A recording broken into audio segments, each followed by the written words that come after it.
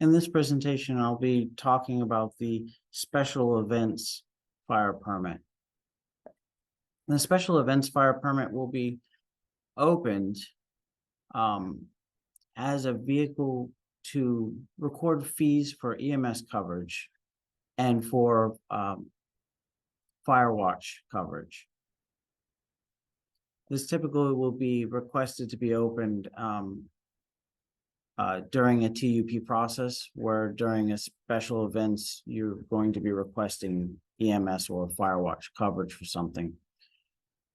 So to open this particular permit, we're going to go over to our fire tab and we'll create a new application. At the beginning, we'll take a read over the general disclaimer. And we'll check the I have read and accepted the terms. In the next screen, we're going to open the fire permits pull down and we'll select fire special events permit.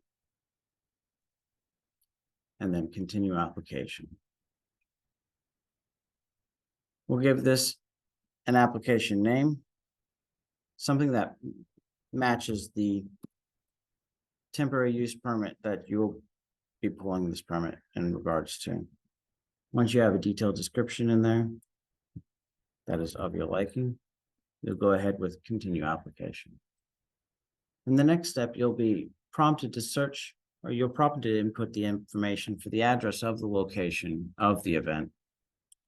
So we'll put in some street numbers and or a street name or a combination of the two. Less is generally more in this regards. And we'll hit search. Based on this criteria, it will produce some search results. You'll choose a particular one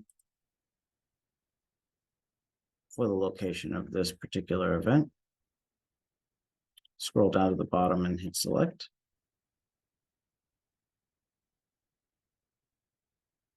And it should autofill the parcel number information for you. And then we will continue application. In the next screen, you'll be prompted to enter an applicant information. This person will receive correspondence from the county in regards to the status of this particular permit. We'll hit either select from account if you have a pre-generated list of applicants that you would like to use, or if you're adding a new one for the first time, you can add new. In this example, we will select from account. I'll use an applicant of our employment and hit continue.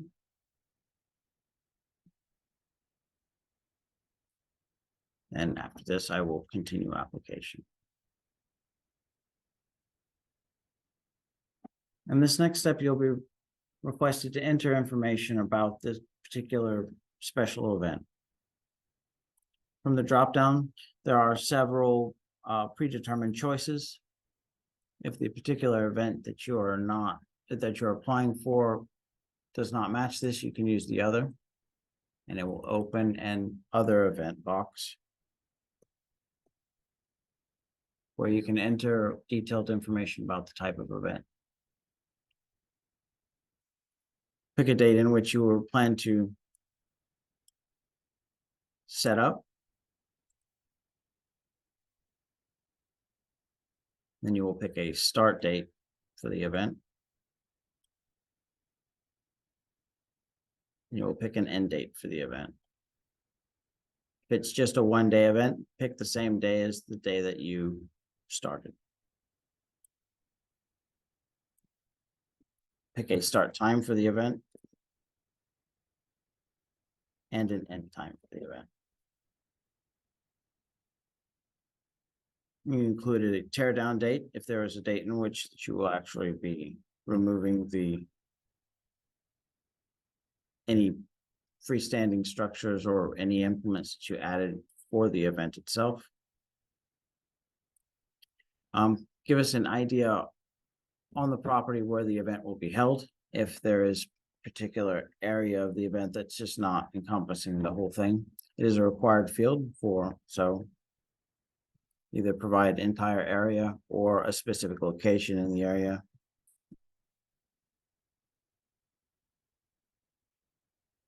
And for informational purposes, you can provide the associated temporary use permit that you'll be pulling in conjunction with this particular permit. At this point, you will have a temporary use permit, so go ahead and include it there so that we'll be able to relate the two together to make sure that we are, of course, looking at the same event. And we'll continue application.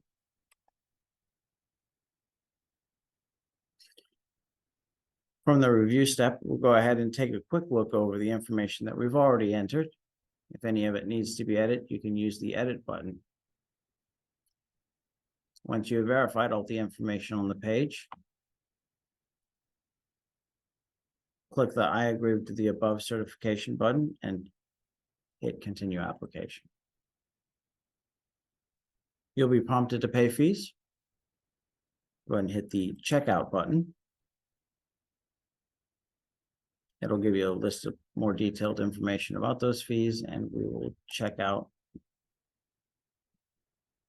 It'll bring you to a payment screen. For this purposes, we're using a demo payment screen. And you will process your payment.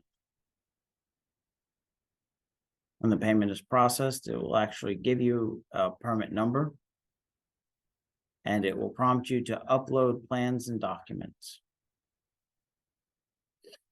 We'll click in on the upload plans and documents button. On this particular page, it will talk about leaving a detailed description of the documents that you're about to upload. And it'll tell you what requirements will be uploaded for this permit.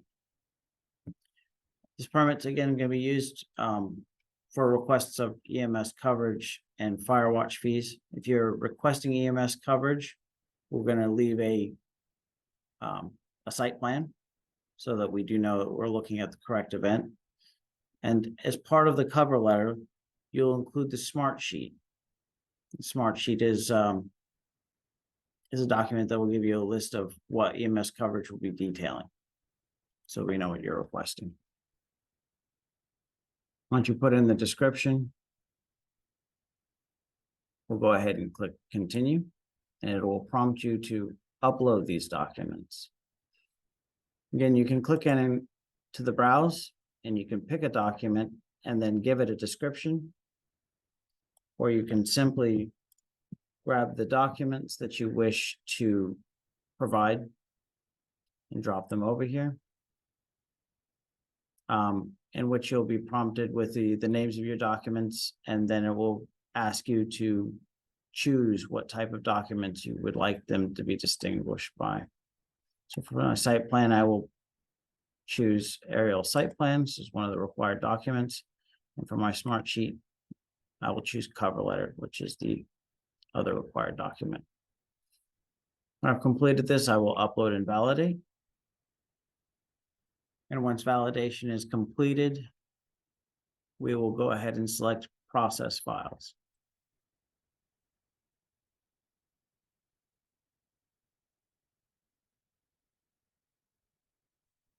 And once the file processing phase has been completed, it will show that my status of both of the processes have been processed, which is indicating that none of them had any particular issues. And I will click continue.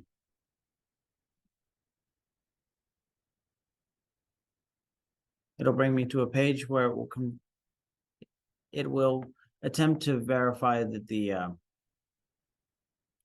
aerial site plan had any particular sheet numbering to it. If there are sheet numbers already provided on them, it will garner that and autofill this.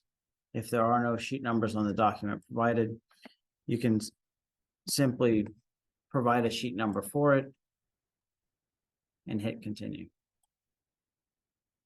In our final review, you can review the information, including the documents that you've uploaded, to make sure that you have everything correct. You can edit any of the information by pushing the edit signs. Once you've verified all the information is correct, you can click finish. And at that point, it will bring you back around It'll show you that your permit has been submitted. It'll give you your permit number and that location.